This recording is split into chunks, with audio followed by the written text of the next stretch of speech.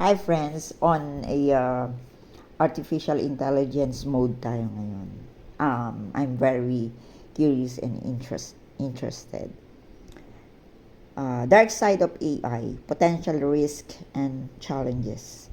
While artificial intelligence or AI offers immense potential for improving our lives, it also presents significant risk and challenges. Here are some of the primary concerns. Number one, job displacement. Number two, bias and discrimination. Number three, privacy concerns. Number four, autonomous weapons. Number five, economic inequality. Number six, existential risk.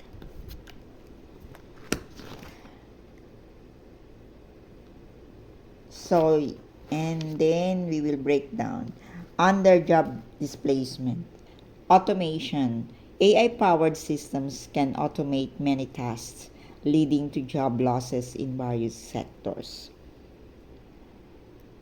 Skill gap. The rapid pace of technological advancement may outpace workers' ability to acquire new skills, exacerbating unemployment.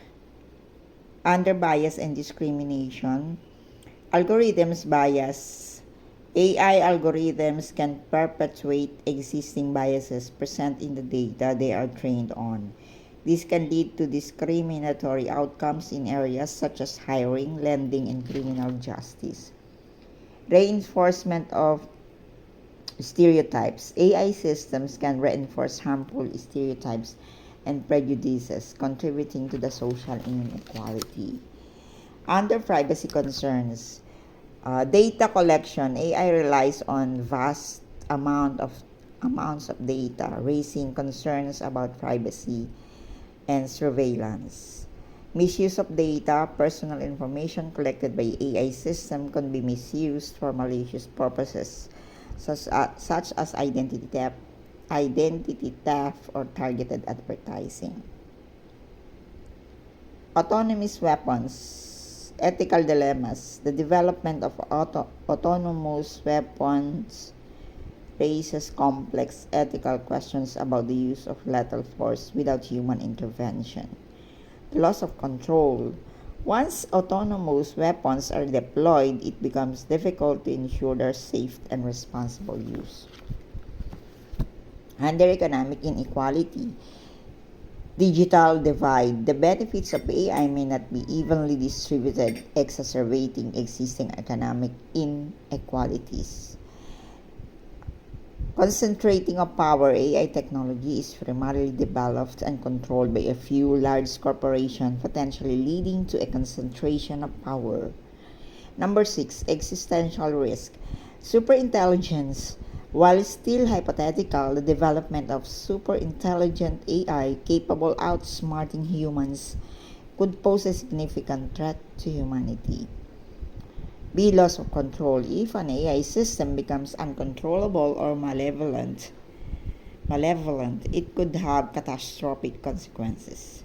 To mitigate this risk, it is essential to develop ethical guidelines, regulations, and internal cooperation to ensure the responsible and beneficial development of AI. I asked AI if is AI more intelligent than the one who programmed them? As of now, AI is generally not more intelligent than the human who programmed it. While AI can perform certain tasks more efficiently or accurately than humans, it is still limited by the data it's trained on the algorithms it's programmed with. Here's a breakdown. Data-driven. AI learns from data. If the data is biased or incomplete, the AI's output will be biased or inaccurate. Algorithmic limitations. AI's intelligence is constrained by the algorithms it uses.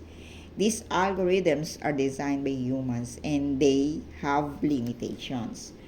Lack of consciousness. AI doesn't have consciousness or self-awareness, which are key components by human intelligence. However, AI is rapidly evolving and it's possible that in the future, AI systems could surpass human intelligence in certain areas.